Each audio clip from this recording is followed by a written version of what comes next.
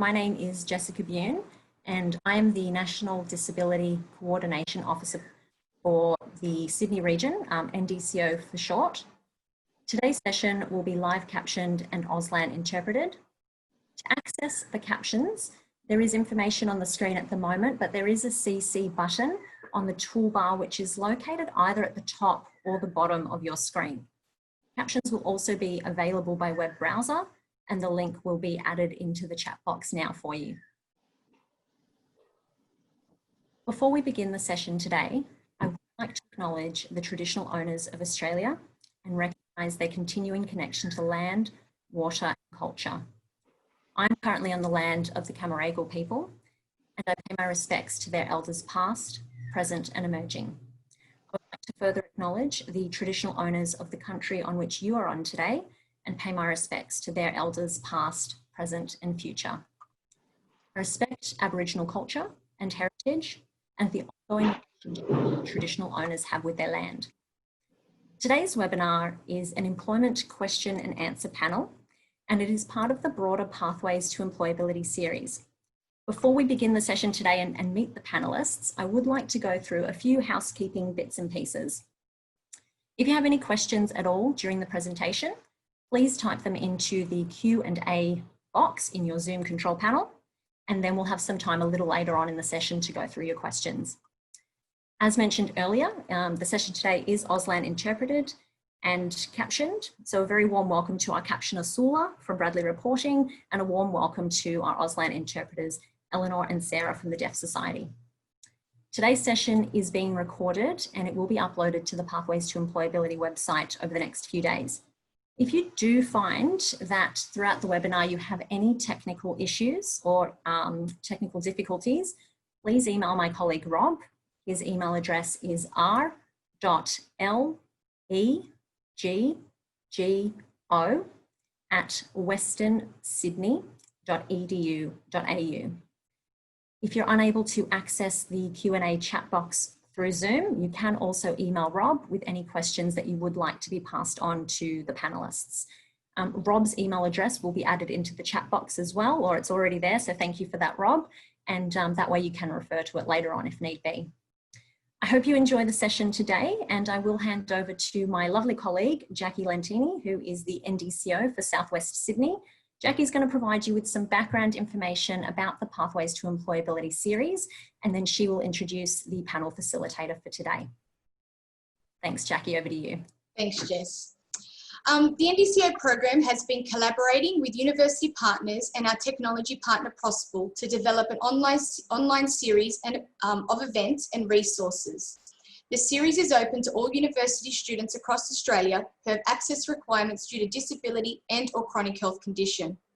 The aim of Pathways to Employability series is to provide students with information, knowledge and career development strategies to undertake successful transition from university to appropriate and meaningful employment. Previously throughout Sydney, university partners and NDCOs have worked together to deliver a graduate forum. Due to COVID-19, the decision was made to convert this into an online series. The Pathways to Employability series is a unique opportunity for university students across Australia to connect with employers, industry experts and alumni regarding opportunities, pathways to employment, and to discuss common challenges experienced people with disability in the workplace, as well as strategies to navigate these challenges. I would like to make a special mention to the following individuals who have been instrumental in bringing today's session to life. Frederica Goodall from Australian National University, Emma Harris, Linda Reardon, Catherine Taylor, all from Australian Catholic University, and Richard McEwen from Possible. Thank you all for your support. I will now hand over to my colleague Wilton Kerr, NDCO from Western Australia, who will be today's facilitator. Thanks, Wilton. Thanks, Jack. Good morning, everyone. Is it still morning over there? I think it is. In Western Australia, it's only 9 a.m. So thank you very much for joining us. We really, really appreciate you jumping aboard and being a part of this really cool and different way of doing this. My suggestion for the next little while, get comfortable. Get comfortable, put your feet up, but also switch your minds on and have an open idea to looking at different ways to getting out there into the world of employment.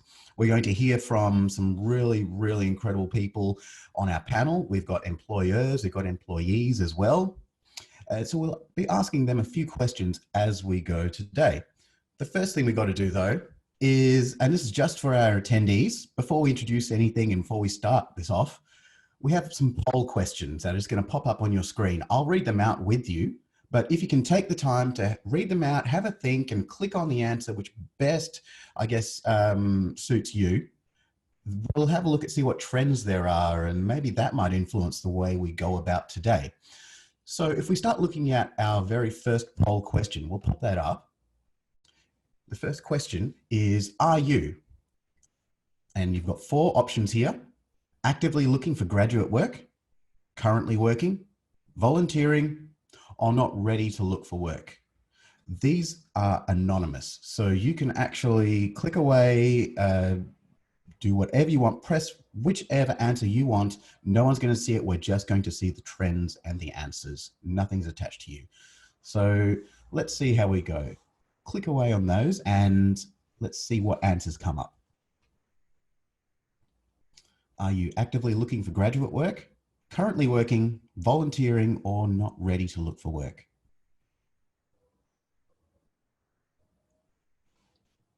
Okay. Oh, look at that. Okay. So there is a clear winner there. Actively looking for graduate work. 44% of attendees have clicked on that one. 16% currently working, 19% volunteering, 38% not ready to look for work yet. I'm surprised with the volunteering. That's great. That is really good to see. And currently working as well, and not ready to look for work just yet. That's really cool too. It means that your priorities are either studying or whatever else is going on in life. But looking at that 44% actively looking for graduate work, that means people are hungry, they're ready. That's really good to see. Now we'll move to the next poll question then. Have you completed any work experience relevant to your chosen career? So that'll pop up in just a second. Have you completed any work experience relevant to your chosen career? Yes or no?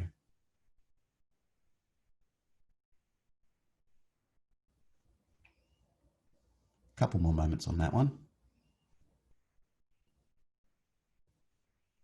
If you just joined us, welcome to the panel discussion. We're just right in the middle of just a pre-panel discussion poll. It's anonymous for everybody. Just got to click some answers and then we'll see some trends afterwards.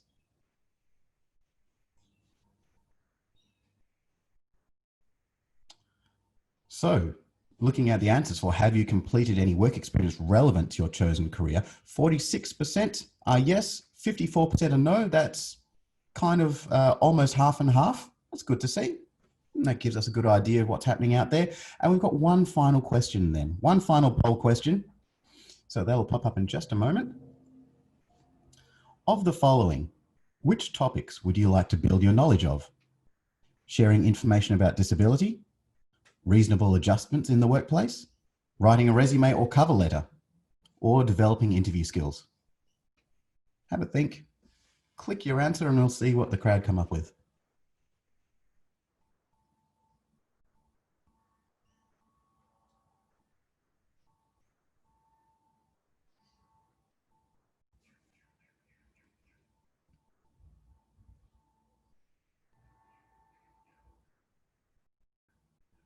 Okay, a couple more moments and the answers will pop up in just a moment. Oh, wow, look at that. Okay, so of the following, which topics would you like to build your knowledge of? And it was multiple choice as well. So sharing information about disability, 59%. The largest question that, or the largest answer that people voted on was reasonable adjustments in the workplace. That's good to know. 41% said writing a resume or cover letter, and 47% said developing interview skills. That's really cool. Thank you so much for taking part in that. That gives us a really good idea on how to actually move forward. But there is one more question we'll do at the very, very end as well. So as well as that, on exit, there will be a survey. So when the webinar closes, it'll only take just a few minutes of your time just to share your thoughts on how this whole webinar went. And afterwards, we'll also see you next week for sharing info on mental health, which will be recorded as well as being a live Q&A session. So We've got a lot of cool stuff ahead of us. So what we're going to do now, we're going to move forwards. We're going to continue on with the webinar. We're going to start introducing our panelists. So if our panelists can just pop themselves up right now and we can see their faces. Let's see. Do we have our panelists coming up? Ah, there we are. There's everybody. Great. So what we'll do is we'll get our panelists to one at a time introduce themselves. I will start with, actually, I'll read them out. I'll start from my screen because I can see you all here. So Alison, can you please introduce yourself? Oh, good morning, Wilton, and good morning, everyone. My name is Alison Woolsey, and I am the Director of Diversity and Inclusion at Clayton Utz. And Clayton Utz, for those of you that aren't familiar with the name, is one of the large law firms, top-tier law firms in Australia, and we have 6 offices throughout Australia. Thanks, Wilton. Thank you. Karen, you're next. Hi everyone, so my name's Karen and I am a final year student at the Australian National University. I'm currently working as an administration assistant with ANU Careers in my university, and I'm excited to share with you all that next year I've also accepted a graduate offer with the Attorney General's Department as well in their graduate program. Great, thank you very much. Next person on my list is Matthew. Hi Milton, thanks. My name is Matthew Ryan. I work in operational risk as a manager at Westpac, and I graduated a little bit over 3 years ago from Curtin University, which I completed completely online due to a disability I live with, so I completed that completely from Sydney. Thank you very much. Leslie, you're next. Hi everyone, my name's Leslie Richardson Winfer. I work for Untapped Holdings based in Victoria. And we are a niche labour hire organisation, and typically we employ individuals on the autism spectrum. We currently have, we work with clients, tends to be in the IT sector, and we work with multiple clients, government and commercial, and we currently employ around 70 people on the autism spectrum across different roles in IT. Thanks, Leslie. Next on my list, we have Nick. Hello, hi Wilton, hello everyone. My name is Nicholas. I work for the New South Wales Public Service Commission. We are the lead agency that manages the New South Wales Government Graduate Program on behalf of New South Wales Government. I work in the broader talent acquisition space, and I manage a range of talent requisition programs for New South Wales Government. In addition to the grad program, we have a non-degree talent program called the Public Service Talent Pools. We run a virtual internship, and we're about to kick off a disability internship with the Australian Network on Disability. And thank you very much for having me today on the panel. Look forward to speaking to you all. Thanks, Nick. And last but not least, we have Ben. Hi, Ben. Hi, my name is Ben Harrison. I work in ANZ in the technology business management sector, so that's both elements of finance and IT. I'm diagnosed with an autism spectrum disorder in high school, as well as ADHD down the line.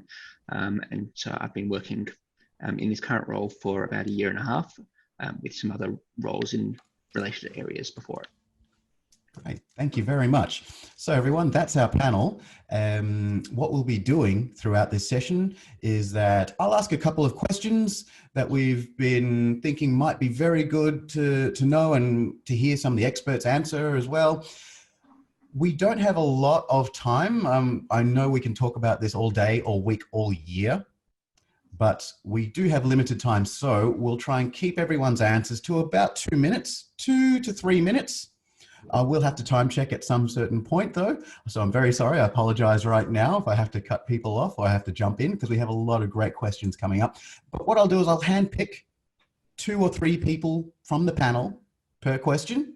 But if anyone else wants to say anything, just raise your hand either physically in the camera or digitally. And you can press a button. I'm sure we can see your hand go up as well. And let us know if you have something that you want to chime in with. But I just want to start things off by addressing, first of all, Matt and Nick on the panel. Looking at, I guess, how can you identify an organization with an inclusive culture? Matt, if you want to start first, please. Yeah, sure. That's a really good question, Milton, and I think there's a couple of ways I would go about it.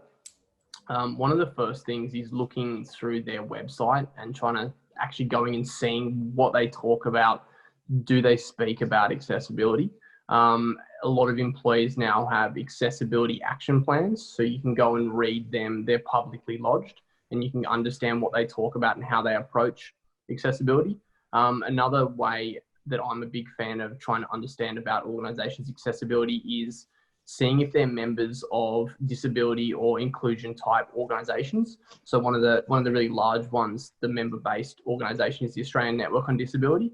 So you can actually go onto their website and see whether an organization is a member of that organization. And so that should give you a good understanding of, using both those tools, where they sit and kind of the strategies and things they're employing.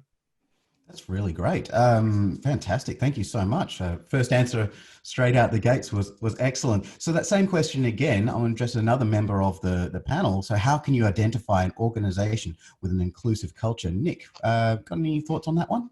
Yeah, absolutely. So I definitely agree with everything that Matthew said.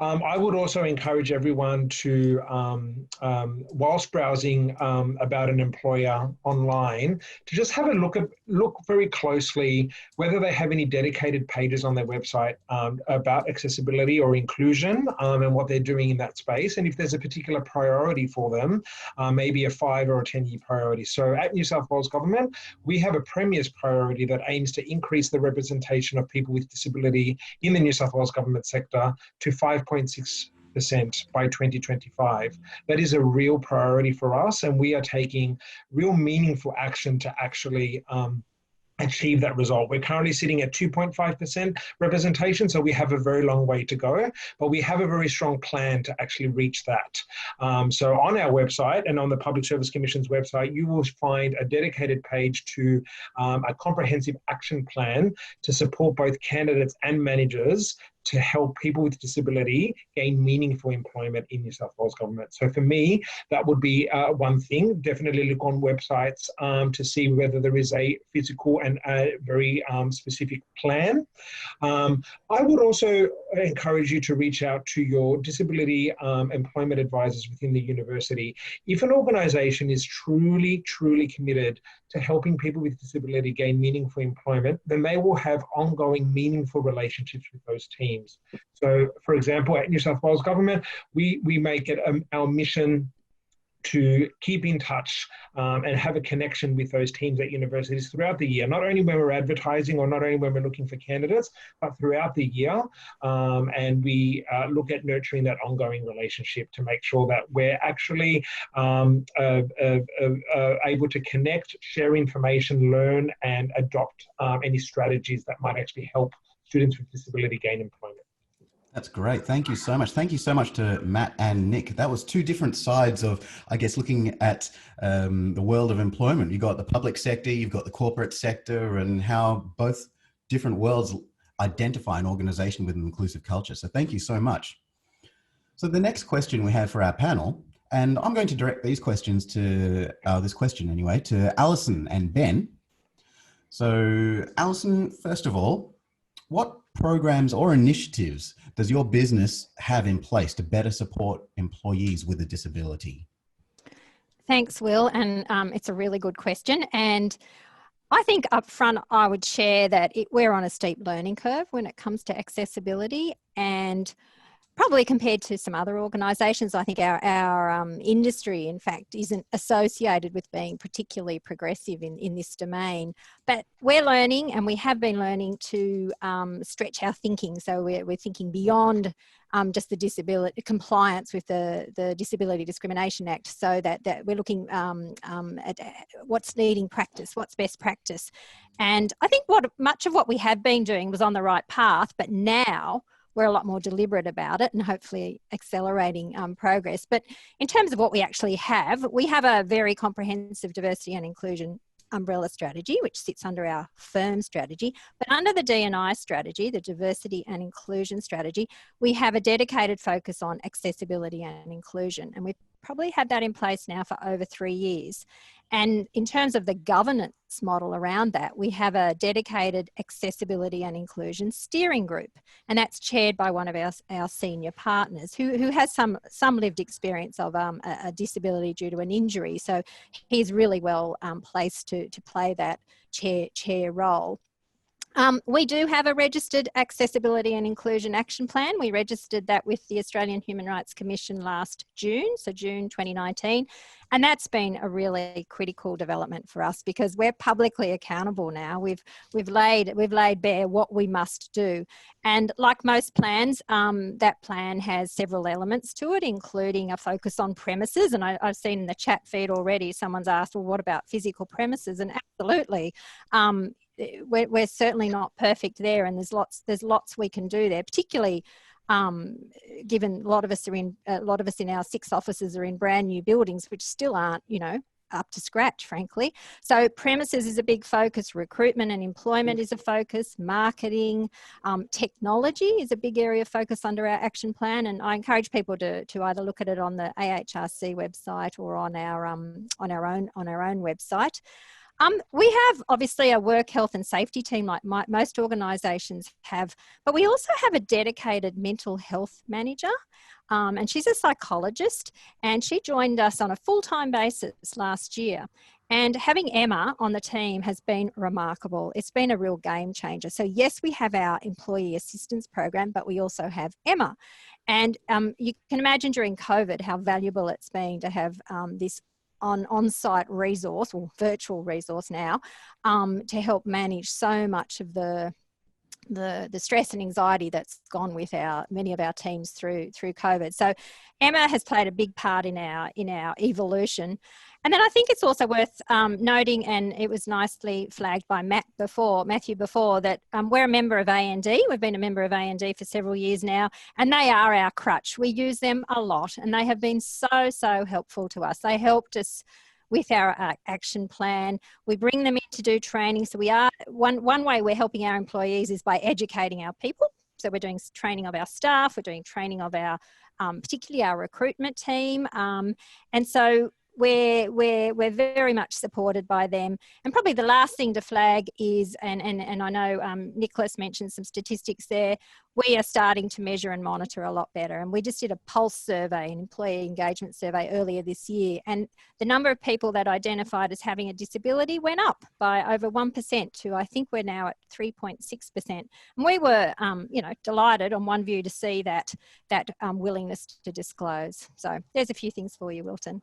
That is so good to hear. Thank you so much, Alison. That's really, really cool hearing about the different initiatives from your side of things and your point of view. That's really cool. So I want to actually throw that question now, as I was saying to Ben now, from an employee's point of view. So what programs or initiatives does your business have in place to better support employees with disability? Ben, what have you got with that one?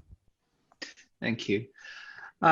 So obviously, ANZ's a very large organisation, and it's got a lot of, I think, policies around that. I can speak mainly to the ones that affect me, the autism support, particularly.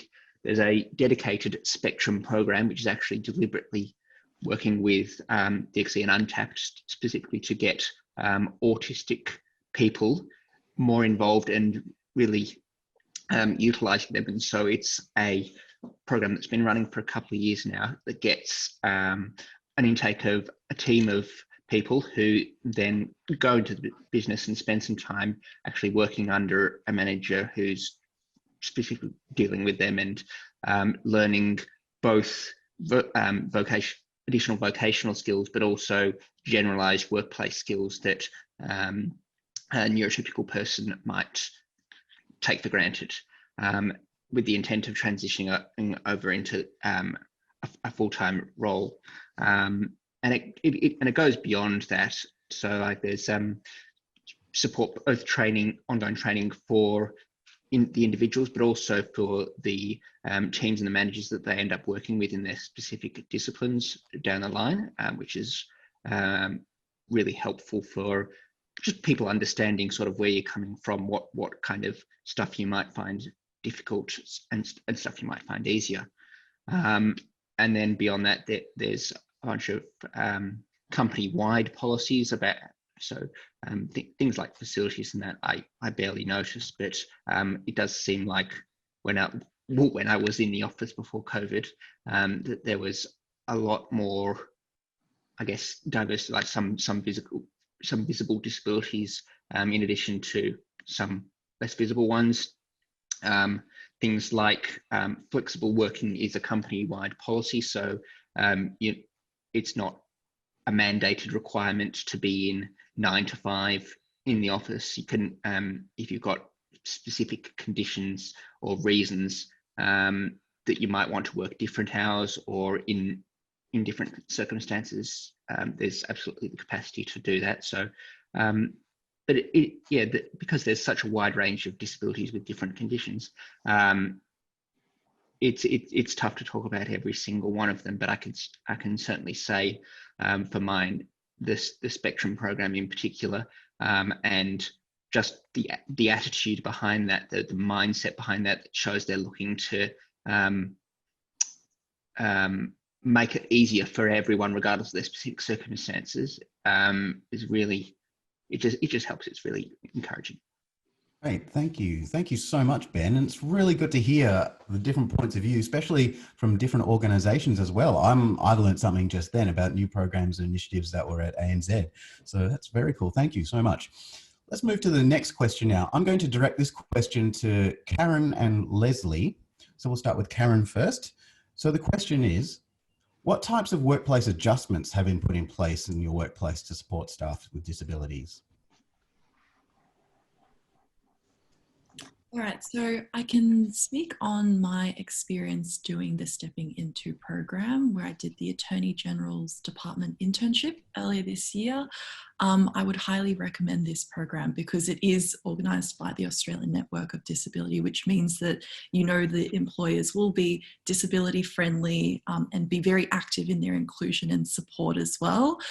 Some things that were implemented for me included flexible adjustments during the recruitment process. And I guess this brings on what we discussed earlier about how to identify inclusive culture. Is it really starts from the beginning, right from the recruitment process. Do they offer reasonable adjustments like flexible timing with online testing, or do they offer things like interpreters as well? These are all really good identifiers and things that were put in place for me. And also I realized I didn't disclose my disabilities with you all beforehand, but it might make my comments make a bit more sense. So I have been living with some mental health conditions, including depression, over 8 years of my life, as well as post-traumatic stress disorder. And also since I was a child, I've been dealing with ADHD as well. So some of these things translated in the workplace for me meant having a more quiet office space with less distractions. So for my AGD internship, I was placed sort of around the back where I knew I had a space that was, to myself and a lot more peaceful and quiet, minimized distractions.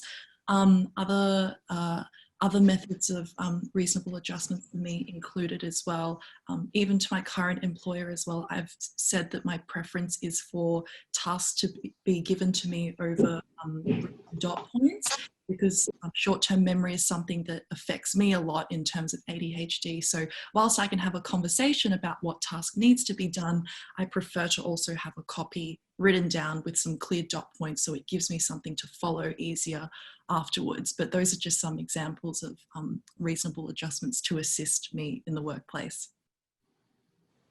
Really cool. Thank you so much, Karen. That's really good to hear from that point of view.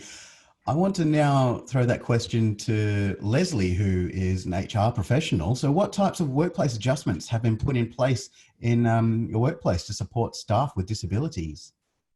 Yes, thanks, Wilton. We've gone right back to the recruitment and selection phase for our adjustments. So firstly, we don't do a formal interview. We run an assessment centre where we have a number of people come along they can apply, and they come along and then we put them through a week of assessment, which sounds a little bit daunting, but it really isn't. It's a paid assessment, and we do that on behalf of our clients, and all individuals come along. They take part in individual group activities and little surveys, questionnaires. Some of the tasks we get them to do are kind of game based, so it's a little bit of fun, but we're building up data all the way along to see what their skills are and whether they are able to do the work that we're recruiting for. So once we've done that, then we will offer different roles. Once a participant then goes into an employer workplace, then there are further adjustments made. So what we actually do, because we recruit people on the autism spectrum, when they go into the workplace, we provide a technical coach into their team, but also an autism spectrum coach. So each day in their new career, they are being given training on their technical skills, but also to support them in the workplace, they've got their autism spectrum coach, which will help them adjust to working life and having to get up every day and go to work. And that may sound a little bit trivial. Dealing with the rush hour and the commute every day is something that neurotypicals take for granted, but this is something that can cause a few problems for autistic individuals. So we do that. We provide them with that coaching and help and support. We've also got tools that we integrate into their new working life. So we have a mobile app that some people can use if it helps them just to get ready, get to work on time. And yeah, so going on from that, if that's not enough support, then also in the workplace, we've had requests similar to Karen. We try to place our teams away from busy areas, provide a quiet space for them to go into if they feel a little bit overwhelmed or they need some time out. In addition, we provide things like noise cancelling headphones for people to use. We've had requests for speech recognition software, so we've provided that. People with autism, but also some sight issues, so they wanted a larger screen. So all these types of things we are more than happy to accommodate, and just to set people up for success in the workplace. Thank you so much, Leslie. It's really good to hear from an HR professional as well with that question about adjustments. And just to take a little detour from that, I realize there's a few questions sitting in our Q&A box and also in our chat as well. Thank you so much, everyone, for engaging with our chat and our Q&A box. I highly, highly recommend that you jump in there and ask as many questions as you want. We're going to try and get to them after the panel. So in about less than half an hour, we'll get to our questions from the audience. And there's some really good ones. There's some great questions about disclosure and international students as well. So we'll keep them in mind. We will come back to you. I promise you that. So keep the questions coming. It's really good to see everyone engaging. So we'll keep on going with the questions though. So I'm going to open this one up to the panel now, the entire panel. It's about success stories now. So can you share a success story of how a workplace adjustment supported an employee with a disability to successfully accomplish a task? Now, we've heard Karen's as well. That was really good, seeing exactly everything that's been going on with Karen and adjustments, dot points and things like that. Karen, as well as everyone else in the panel, can you share a success story of workplace adjustment that has supported an employee with disability? Leslie. Hi, Leslie, you put your hand up? Yes, I'm just trying to get myself off mute. So we have quite a few success stories with our clients and with our employees, and I can just give you a couple of examples of that. So we have had people that have come into the program that have never worked, or in our terms been underemployed. So some people have been to university and got degrees.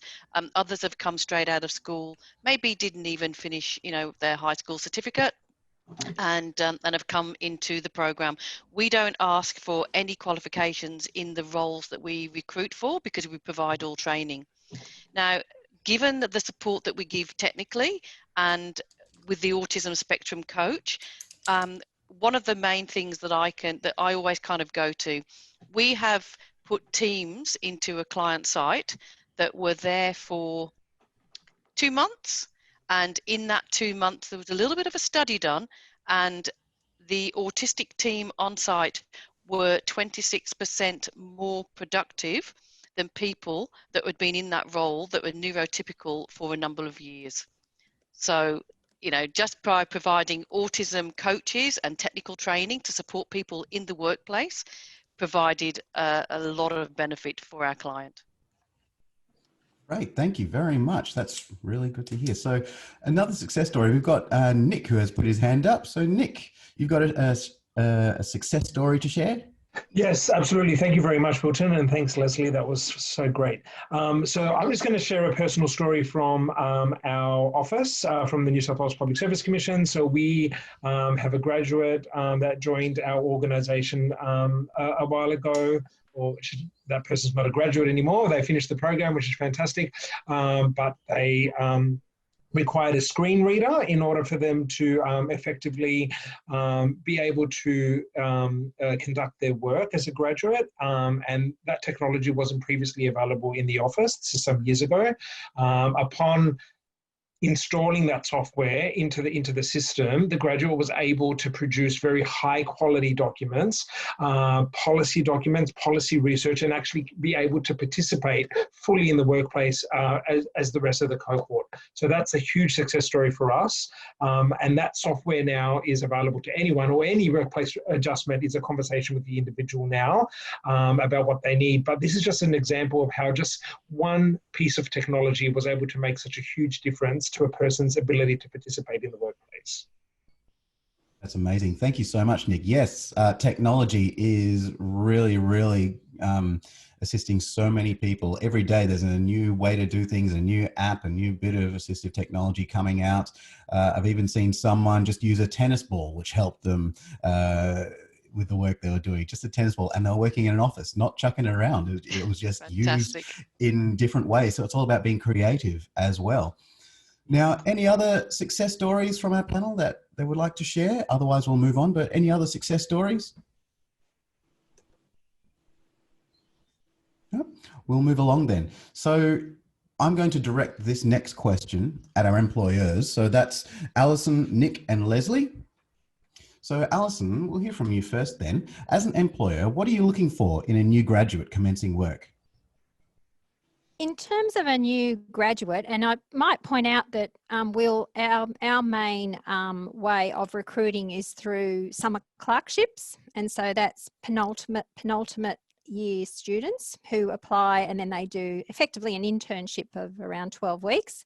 Then they go back to law school for a year, then they hopefully come back, convert to a graduate role. So that's kind of our recruitment flow.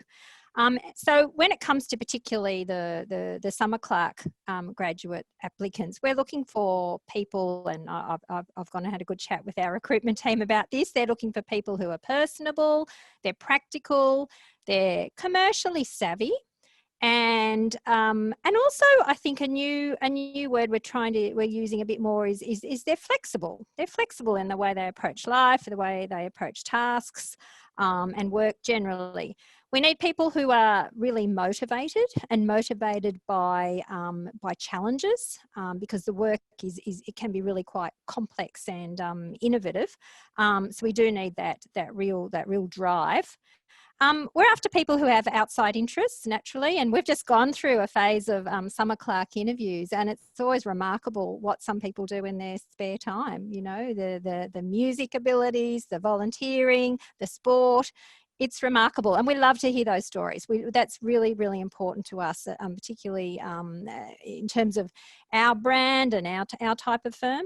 But I think most importantly, we're looking for people that we would enjoy working alongside. And look, it's a common expectation, I imagine, from most employers, but we want people that will uphold our values and our behavioural values, which are around trust, respect and cooperation. So they're sort of three critical words for us, and that's something that anchors all of us and that we're tested against in our performance reviews. So I think that's a neat summary for you there, Wilton.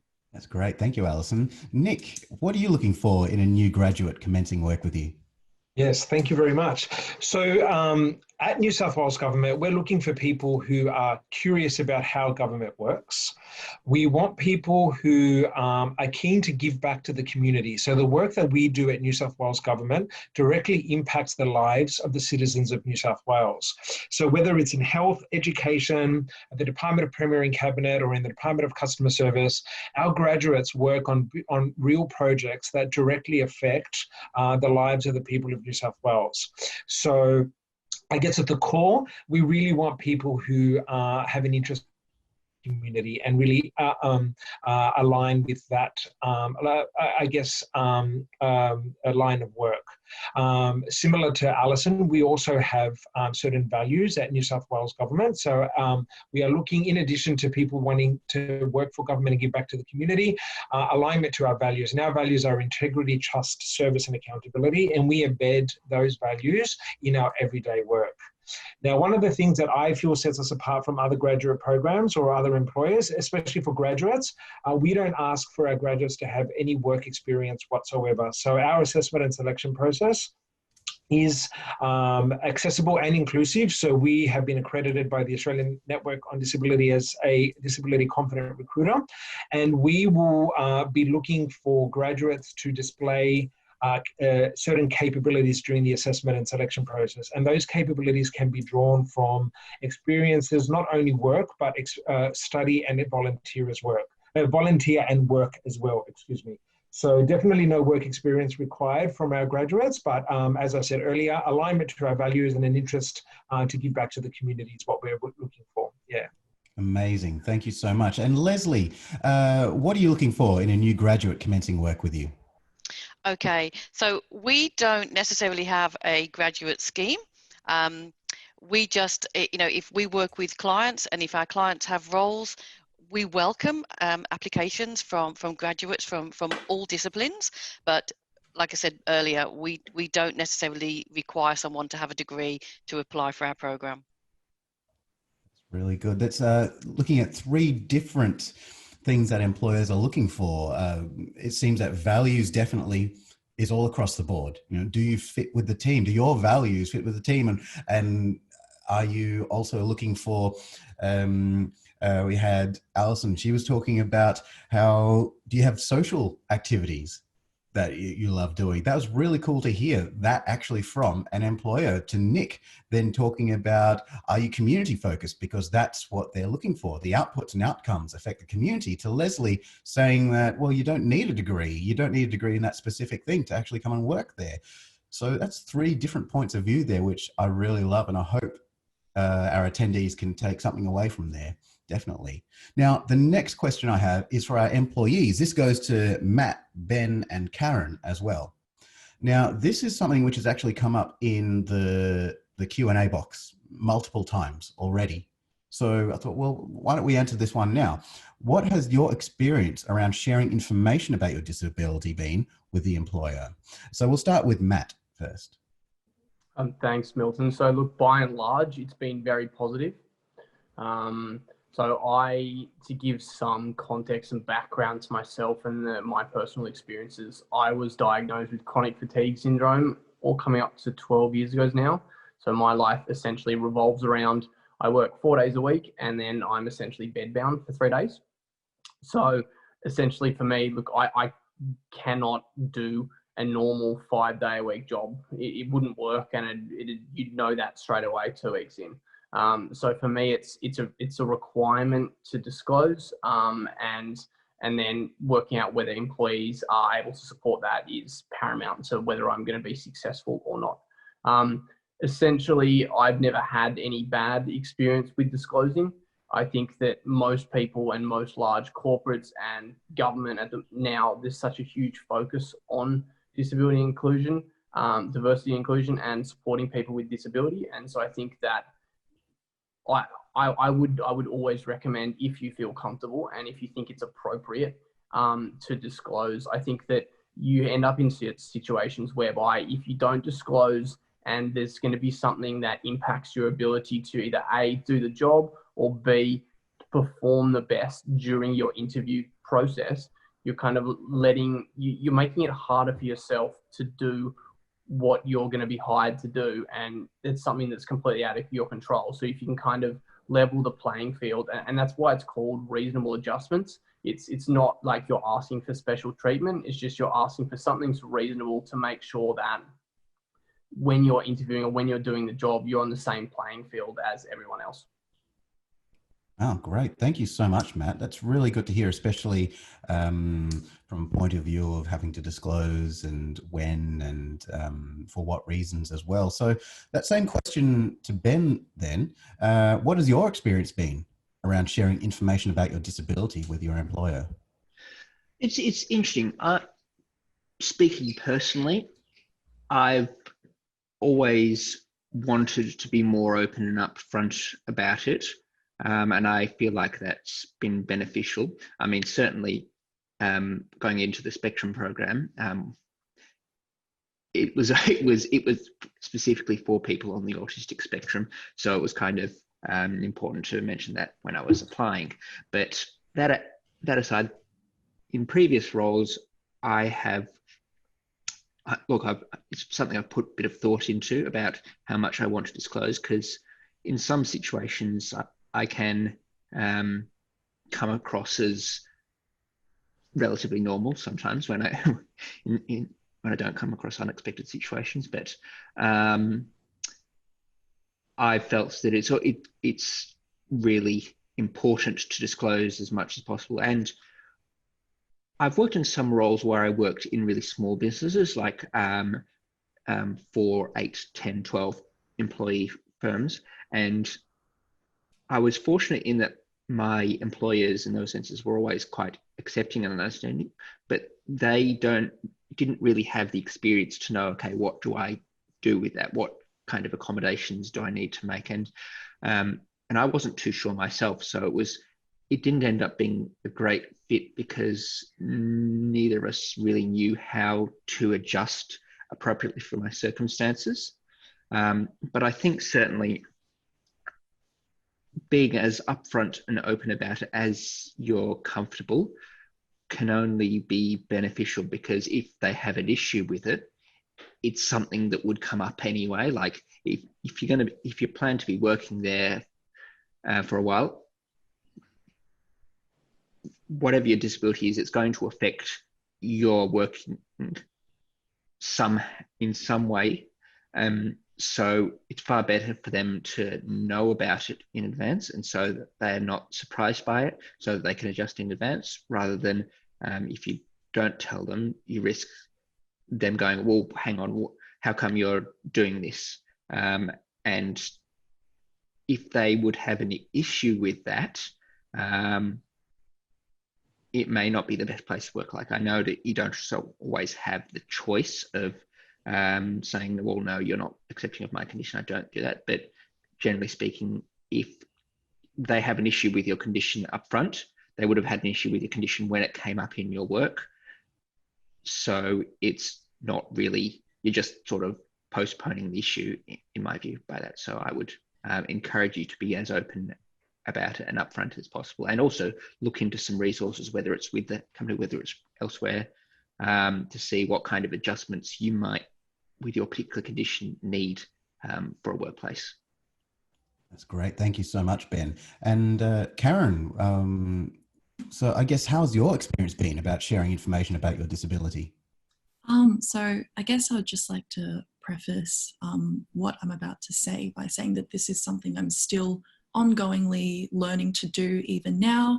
I'm quite new to the table in terms of being able to talk about my disabilities with my employers, and I've found that that's because in the past I have been quite guilty of self-denial or self-blame, which explains why I've been not very good at seeking help and support. So it's still an ongoing learning process, and I think it always will be as well with every new employer. I guess I'd like to share 2 experiences briefly.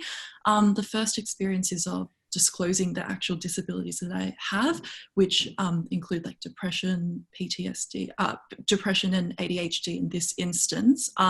It was a matter of sitting down and having an open, honest conversation with my employers.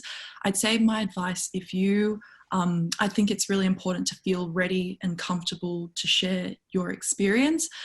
If you ever get stuck on what to say or how to go about it, I would recommend asking yourself 3 very basic questions. The first one is, what is my disability? The second one, how do its impacts manifest in my day-to-day and working life?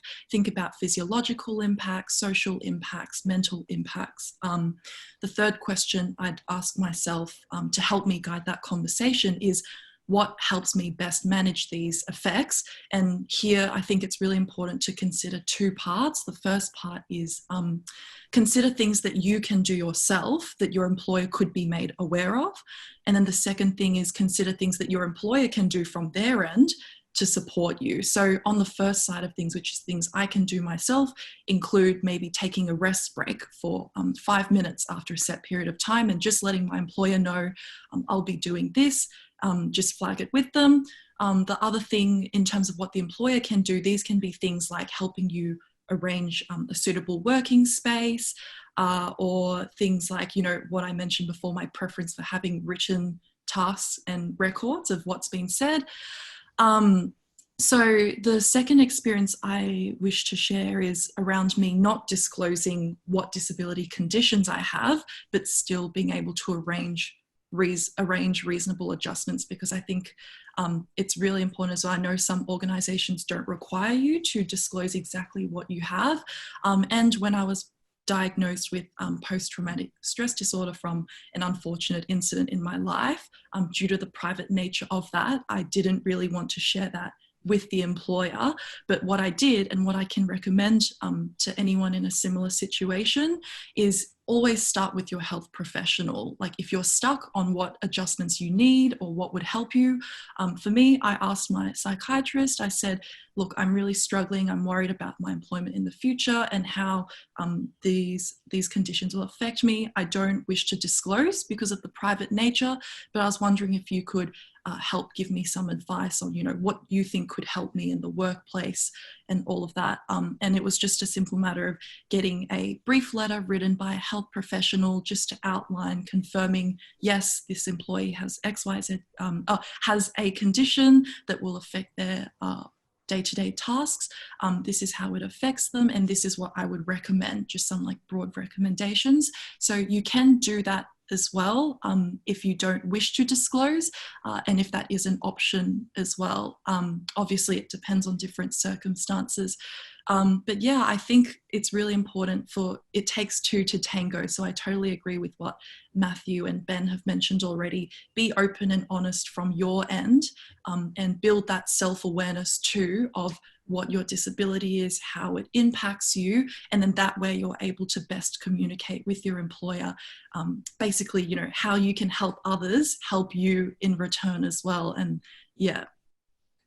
Great. Thank you so much, Karen. Thank you so much to our employee panelists. That was excellent. And there's been some great comments in the chat as well, saying thank you as well. So just off the cuff right now, I would like to know, just for the attendees who are listening, and this is for our employee panelists, what supports or services did you access while studying or seeking employment? We know that there are disability employment providers, and there's things such as USEP out there. Are there any other supports or services that you might have accessed to assist you on your career journey?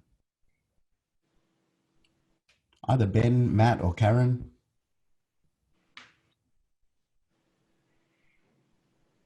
Oh yeah, Milton, I'm happy to speak about some of the stuff. Thanks, Matt. Matt, then Karen? Services I've accessed. Yeah, Matt, go ahead. So look, going through university, I had reasonable adjustments throughout university, so that helped me be able to complete my studies. Talking about the Australian Network on Disability, I was part of a PACE mentoring program. So essentially I was partnered with an employee, a person who had a professional career in a field of interest for me, and basically did a mentoring program with that person where I got to go into their workforce and I got to ask them questions and get support from them about, this is where I want to be. You kind of have been through that process while you may not have a disability, but can I get kind of feedback? And it became a very safe environment to kind of ask someone in a position where I wanted to be in the future.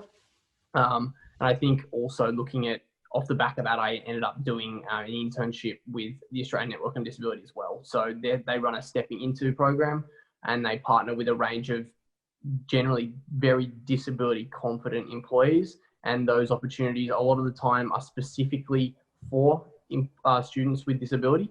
So you have a really good opportunity to set yourself up in a situation where you can do everything you need to be successful. And the employees are actually expecting that the people that have applied have a disability. And I think just to echo something that Karen said and kind of reiterate, I don't think that you need to disclose what your disability is to get reasonable adjustments or to get the support you need. You can, and if you feel comfortable, that's great. But I think that being able to do that in a way that you feel comfortable is what's most important. So if you can articulate that and be able to have that discussion without disclosing, and that's how you feel best, I think that's great.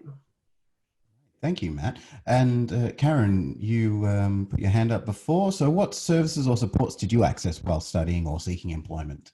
I'd say, so for studying, it would be Access and Inclusion, which is a department within my university that help implement reasonable adjustments for study. So that included giving me like flexible deadlines with assessments, and also alternative assessments to face-to-face tutorials as well. So I'd say sometimes on a day, if I felt like I was, low on spoons and I couldn't make it to a class, at least I wouldn't miss out on the participation mark. I would answer the key questions and give a paragraph per question and then send that as my class member contribution for that week. That was really helpful in like very big relapses of mental health that I was experiencing, when it became like a struggle to be able to like get out of bed and do my day-to-day tasks. So that was really, really impactful for me. I'd say apart from like the usual like psychiatrist and psychologist in terms of like prescribing medication to help or doing different types of therapy to help with the conditions and stuff. Also the Stepping Into program that Matthew mentioned. And recently I've actually started doing GradWise coaching, which has been a partnership with my university. The program is designed to empower tertiary students who live with a disability, mental, physical health condition. And I very recently started, and it has been really, really transformative so far in terms of helping me lay out like good lifestyle foundations tailored to my conditions in order to bring out like my best work potential as well. I guess I'd also like to say here quickly that it wasn't easy for me to seek and access support. And so like I applaud like anyone who is looking into this, and I really, really encourage you to, because I think for many, many years of my life, I was just kind of self-coping or barely coping in the end with my conditions. And I acknowledge that it is really hard to access and speak up about needing support. But it's really important to separate yourself, your personality, who you are, from how your disability affects you. So before, when I was not good at seeking support, I'd be like, oh, maybe I'm just slow at getting things done. Maybe I'm just really bad at focus, and every slight thing, like distracts me. And it's really important to remove yourself from how your disability impacts you, because you are more than just your disability. And I think it's important to recognize that you deserve support in order to maximize your potential wherever you go. Because so I guess for job seekers, believe in yourself, and for employers, believe in your employees and help each other succeed. Great. Thank you so much, Karen. Okay, so just before we jump into questions from the audience, I'm going to roll through the entire panel, and we're going to do a little vox pop kind of answers to our questions, just very, very quickly, just little one-sentence answers. And this question is going to go right through. I'll name the panelists, and then you throw out your very quick one-sentence answer. So just very quickly, your advice. Now, we are wanting your advice. Where can someone get information or find support to successfully navigate their career journey? Start with Alison. Where can someone find information to navigate their career journey?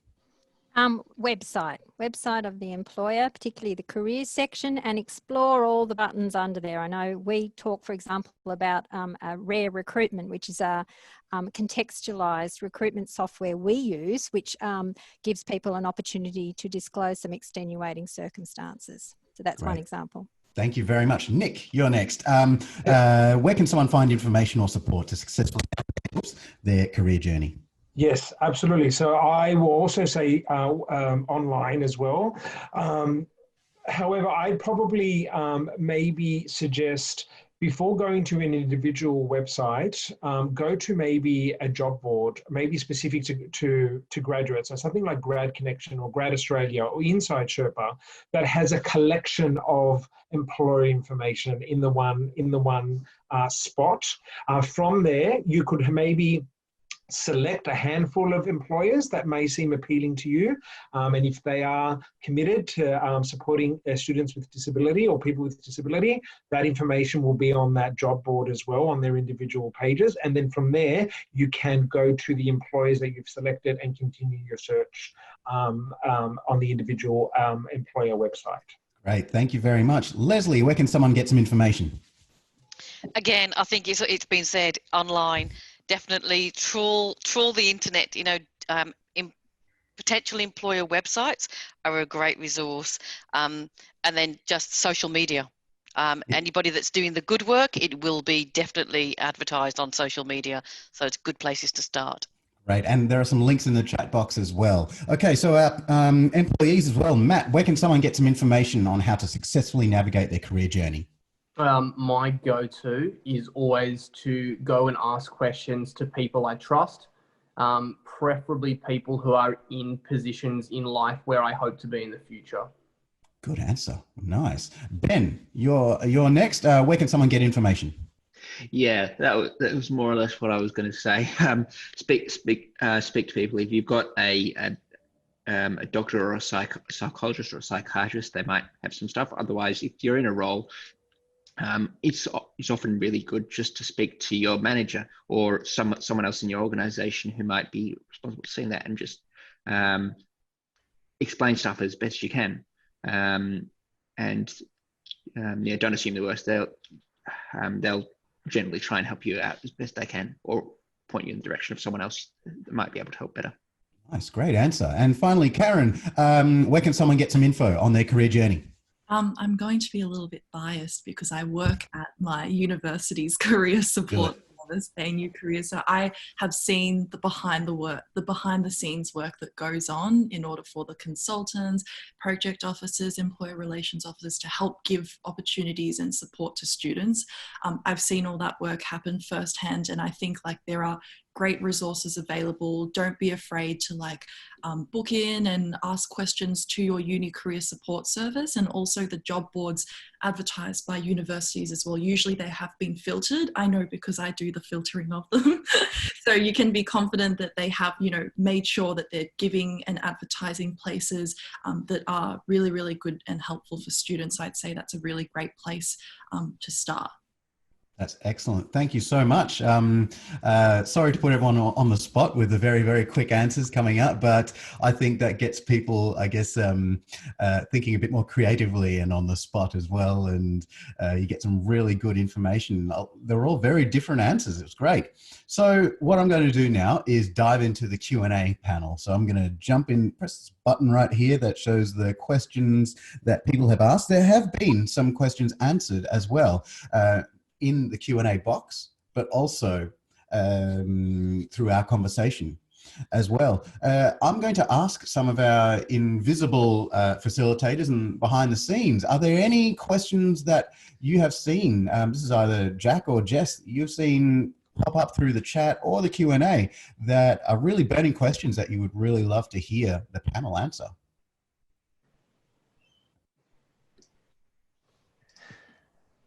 Good morning, everybody. And neither Rob, Jack Rob. nor Jess, but I'll I'll jump in.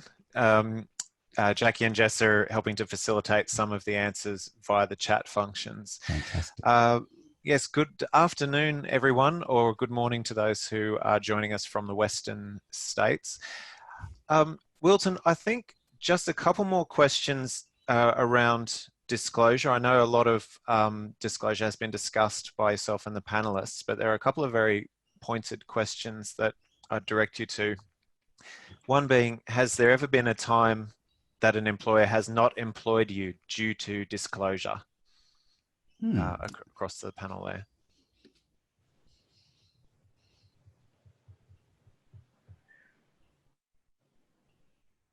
So Ben's got his hand up. Hi, Ben.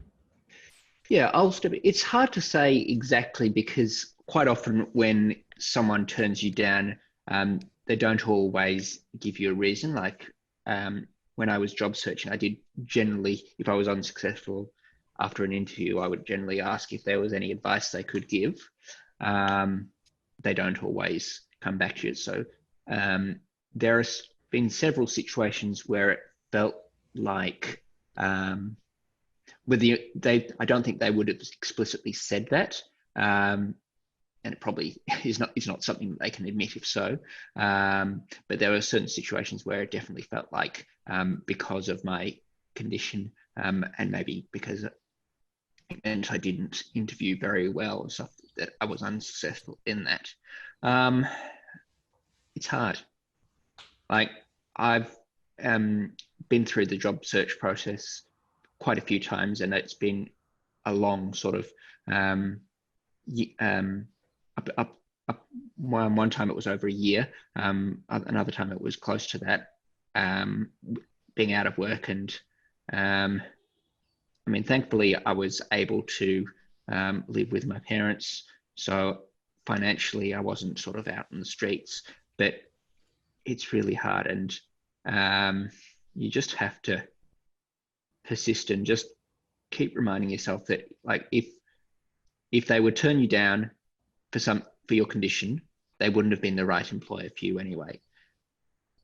People with conditions like us, the number of businesses that you can successfully work at is going to be lesser than people without conditions, and that's unfortunate, but that's something everyone here is looking to change, but it's still the way it is for now. And so you just have to really persist, keep trying, and believe that, yeah, if eventually you'll find one that will be accepting of your condition, understand, and know that you've got so much strengths you can bring to your role that someone else might not have. And once someone's able to see that, you'll be so much happier for it, rather than if you tried to hide it, and or if you were jumping from role to role. So ultimately, it's for the best. But yeah. Thanks, Ben. Thank you very much. Matt has put his hand up to answer that question as well. Over to you, Matt. Yeah, thanks. I think that answer there was very nuanced and very good. To give my experience to that and answer that question, yes, I have. I've been in situations where, because I can't work a full-time week, I have applied to roles in the past where the expectation and the requirement of some roles require, the employer's view has been that they require an employee to be at work 5 days or more. And so situations where the hiring managers or the organization didn't feel those roles were appropriate to or able to satisfy the reasonable adjustments that I need. With that said, that has been job specific as opposed to company specific. So I have worked in organizations where they have said that they could not accommodate my disability for a specific role. However, I've actually ended up in a position at that organization in a different role whereby they felt that the reasonable adjustments and the role description and the expectation of the role could actually be catered for the limitations that I have. So I don't always think it's completely company dependent. I think there are some roles that may not be able to be catered to people with disability. I generally think that statement can be made, and that view can be taken too quickly, because I think there are lots of things you can do to remove barriers. And I think talking off the back of what Karen has said, if you're able to articulate what you need and actually be able to provide solutions to where you think that if we do this, this is how it can work, I think that really helps. But yeah, to answer that question, there have been jobs where I've applied for that would not interview me because of my disability. Thank you so much, Matt and Ben, for answering that question.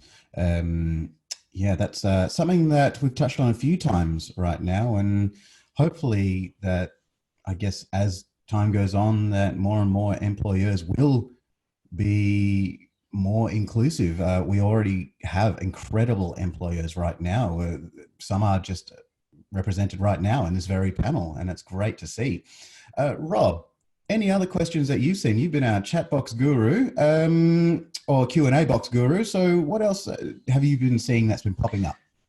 Sure. I'll direct one more to the panel around disclosure and then try and group a few together by topic. This one is regarding, I've taken really long breaks in my working life due to my mental health conditions, and interviewers have put the question to me, why have I got those long gaps between roles?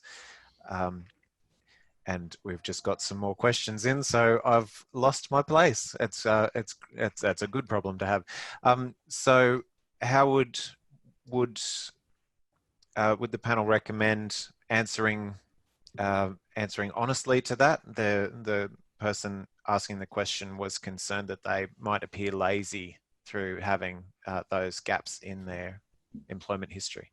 It'd be great to hear from both employers and employees as well from the panel. So any one of our employers would like to answer that one? Alison and Nick? Alison, you go first. Thanks, Nick. I was just going to say, Will, that I think that's a tricky question, but I maybe reflect on it from the perspective of a current employee who maybe takes some time out for a mental health condition, and how we've responded to that. And that does happen. We have employees who will take some time out, and then we will reintegrate them to the business. So I think you'll find employers are increasingly familiar with that particular scenario. And yeah, I would suggest that there would be more acceptance of it, and I would think disclosing it would be the best way to go about it. But that's my view, which is probably something I'd want to talk with some of my recruitment colleagues about. But just based on how I know we manage current employees, that would be our reaction. Right, thank you, Alison. And Nick? Yeah, so similar to Alison, so I guess it really comes down to the employer and their attitudes towards people with disability, accessibility and disclosure. So what I can tell you is that at New South Wales Government, especially for the New South Wales Government Graduate Program, we're not even going to look at your resume when you actually apply for the New South Wales Government Graduate Program. You will complete an online application form where you can put in some information about your work history. You don't need to put any information about your work history if you don't want to. What we do ask when you are applying for the graduate program is that you have you meet the requirements in terms of an undergraduate or postgraduate degree in having completed that in the last 2 years. That's what we're more interested in. And then you'll go through a series of capability-based assessments, and it will be based on your capabilities, not your employment history, as to whether you'll be successful. But generally in recruitment and New South Wales Government, because we have embedded an inclusive approach to recruitment from the beginning, we have a section in the application form where you can write a little paragraph about any gaps in your employment if you wish to actually bring that to the attention of the panel. And that is one of the ways that we're actually supporting candidates in that way. Really fascinating. Thank you so much. Wow. Okay, so Rob, what you said you're going to lump in some questions, some subjects, some topics. So what have you got for us? Certainly, as best I can, although there's a question, a sting in the tail with that topic, just another thing popping in the chat. How do timeouts work with colleagues in an organization? Some places the employer is accepting, but what is the experience with, direct colleagues? Leslie, you got your hand up? Yeah, I'll take that one. So similar to Nick and Alison, I think it really does depend on the employer.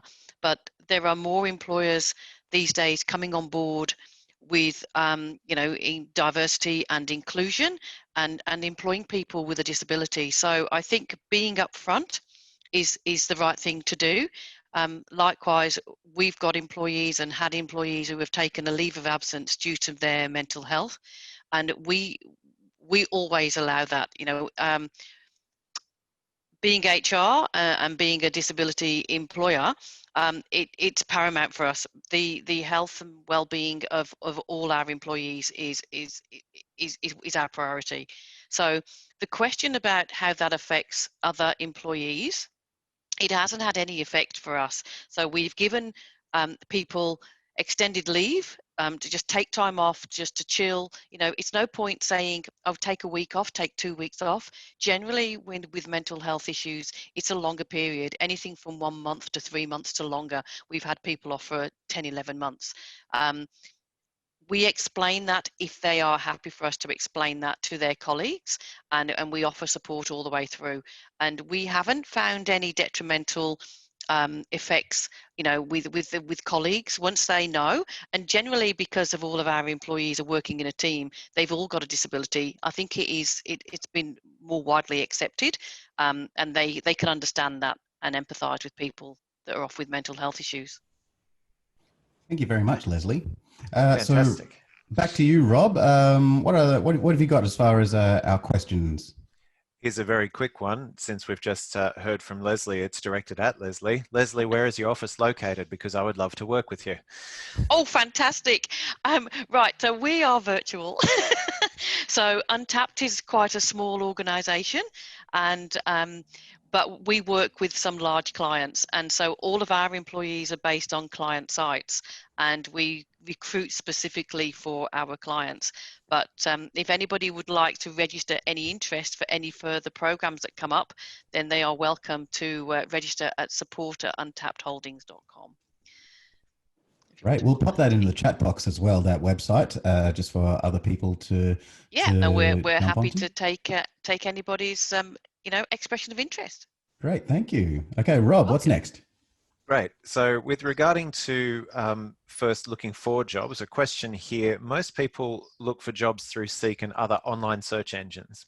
Is there any way to get accessibility characteristics listed on these for easy searching? For example, office has a lift, disability parking, ramp access, hearing loop, flexible work arrangements, dedicated programs, adjustments, coaching, etc. Wow. Anyone in the panel want to take that one? That's a great question. It is a great question. That is fantastic. And you know what? I'm now in my head, I'm already thinking when we want to do job ads. I mean, we put things in our job ads like, neurodiverse people are more than encouraged to apply. But that is giving me food for thought to go back and take some of those things, and maybe we can put in our job ads so we have flexible working, we have support.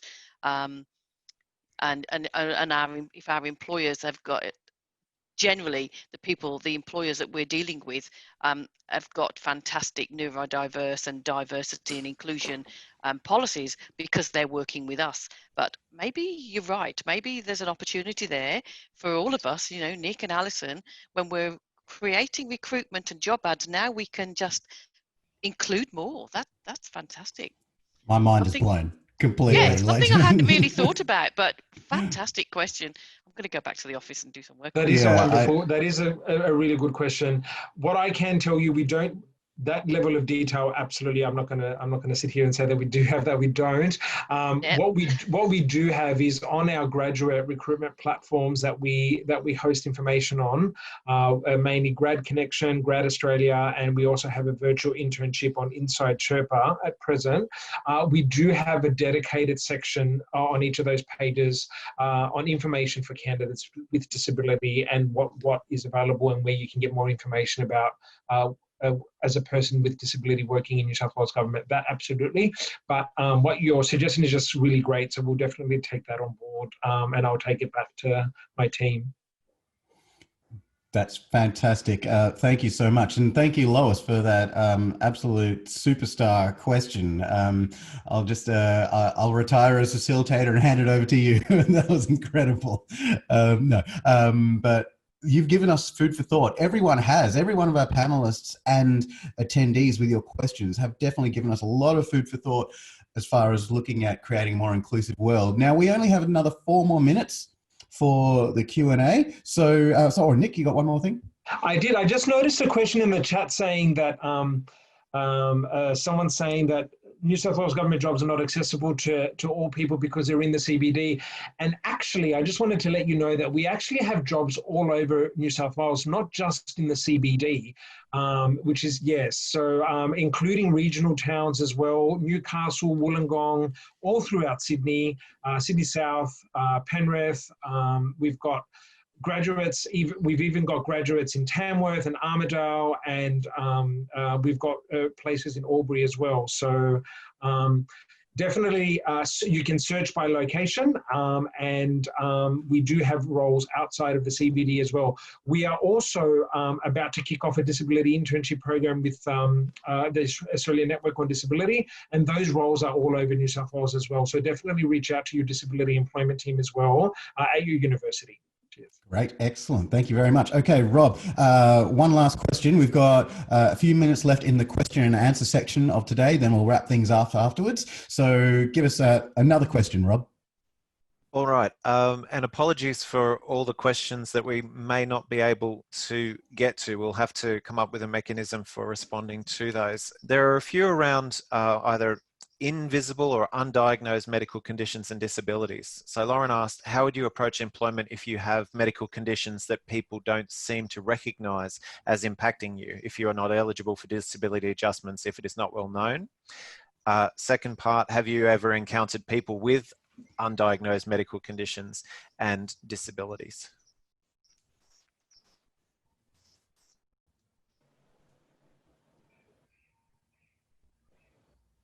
I'll go. So in order to come into the programs that we offer, you do have to have a diagnosis of autism. However, we have found that once people do get into the program, that there are other medical conditions that are apparent. And when we've spoken to individuals, they may not have been diagnosed. They may not have even thought that they've had them. So working with our autism spectrum coaches, we've advised that maybe you want to go and see someone, you know, professional about XYZ, and that's led to another diagnosis. But that doesn't matter to us. That doesn't take anything away or distract from the fact that we're going to provide support and continue with the career. But it just gives us some answers as to why certain behaviours may have been visible and evidenced in the workplace. Does that answer the question? That's great. Thank you so much, Leslie. You're welcome. And thank you, everybody. So look, we will not get any more time to answer questions, unfortunately. There's been a wealth of questions asked, a lot of really interested and passionate people who are attending right now, this very moment. So we're not able to answer all the questions, but what we'll do, we'll save all these questions and I'll post up the responses on the P2E platform later on. Before we wrap everything up, I'm going to rush around the panel room once more again, and I want everyone to now think of their top 3 tips that you would give a student who is looking to enter the workforce. So we've already had a couple of sections in P2E on top tips and more of those coming up, but we want to hear them directly right now from our panel. Top 3 tips. We're going to quickly smash through these. So Alison, your top 3 tips. Top 3 tips are to be open-minded and be flexible, Stay true to your direction. That's a real mantra of ours. And like I said before, really investigate different pathways through which you might be able to join an organisation. Great, thank you so much. Nick, your top 3 tips. Yes, absolutely. So I would suggest, so firstly, really think about who you want to work for and why you want to work for them, because that's going to be really important when you go through the recruitment process, because you won't really want to align, and don't apply for jobs when you don't align with the organization's mission or what the company stands for. Do your research and prepare. So practice before the assessment and selection process. Get a buddy, do practice interviews, do practice assessments. There's heaps of resources online. Practice, practice, practice. Great, thank you so much, Nick. Leslie, your top 3 tips. Okay, so my top 3. Once you gain a role, I would suggest that you try and get a mentor. So that could be someone from your family, it could be a friend, it could be a colleague, or someone previously from university. So someone that you can go and talk to and, you know, just nut things out with. Secondly, I would say, I've wrote some things down here, is don't be afraid to make mistakes. You know, nobody's perfect. I'm not perfect. I make mistakes, you know, probably every day. But yeah, learn from them. You're a grad, and employers won't expect you to know everything and get everything right first time. So please don't be afraid to make mistakes. And thirdly, if you're in the type of grad scheme where there's rotations, and that's typical of some of the grad schemes around, then you may not like one of those rotations. But that's okay. Don't be despondent. Don't be disheartened by that. Stay positive. So the third one is really stay positive and treat that rotation as a learning exercise. Take something from it. You know what? I didn't really enjoy it, but I know that's not the direction I want to go in. Hopefully the next rotation is the one for you. Great, thank you so much. Okay, and very quickly, because we're running out of time. Okay, so Matt, Ben and Karen. Matt, your 3 tips. Thanks, Milton. Look, my first one is to never fear rejection in your job search. So I truly believe that every opportunity you don't apply for results in the same outcome as having applied for and receiving a rejection. Don't be afraid to ask questions. So I really think a well-researched question about an organization or to a person can be a unique differentiator and ultimately provide a benefit of better understanding whether this opportunity fits your interests. And I've been very pleasantly surprised how much people are willing to kind of go above and beyond when you're authentic and really interested in about something. And look, I think finally, you know what is best for you. So make choices that are right for you. Great. Thank you so much. Ben, over to you. Thank you. I would say always remember that your condition is not who you are. So if someone's going to reject you because of that, that's on them. That's their problem. That's not about you. I would say ask for feedback as much as possible. To the point where you don't worry about annoying people. Just ask for as much feedback as possible, because it's all learning, and learn as much as you can. And then lastly, and this is particularly if anyone out there does have other autistic spectrum conditions, I would say people might tell you in the workplace to just behave like it's casually with your friends. It's not like being with your friends. Observe. Don't. There's behaviours that would be acceptable with your circle of friends that would not be acceptable in the workplace. And so just observe how other people act and learn from them. And like we do in all other situations, learn to mimic their behaviours so that you learn what's acceptable, because you want to be careful not to engage in any inappropriate behaviours in the workplace. Great, thank you so much, Ben. And very, very quickly, Karen, your last top 3 tips. I'll be very brief. My first tip would be to be curious and be open to new opportunities to learn and grow your skill set. This can be not even through like paid work experience, like volunteering is really good. So I'm really pleased to see earlier in the poll, lots of people are doing volunteering. These were some of my first experiences before I got paid work experience. Second tip would be to believe in yourself and that you deserve support to achieve your best. but also that, and this builds into my last point, to build self-awareness and proactiveness. So it really takes two to tango in the workplace. Make sure that you build your self-awareness so that you can help your employer help you as well in your workplace. So those would be my 3 quick tips. Thank you so much. Thank you so much for those tips, and thank you so much to everyone in the panel who have taken part in this. Thank you. That was applause, not jazz hands. Oh, if you want to take that as jazz hands, go for it anyway. Thank you so much to our attendees as well. We've had a very constant number of attendees, very engaged attendees, great questions. We'll get to those questions at a later point.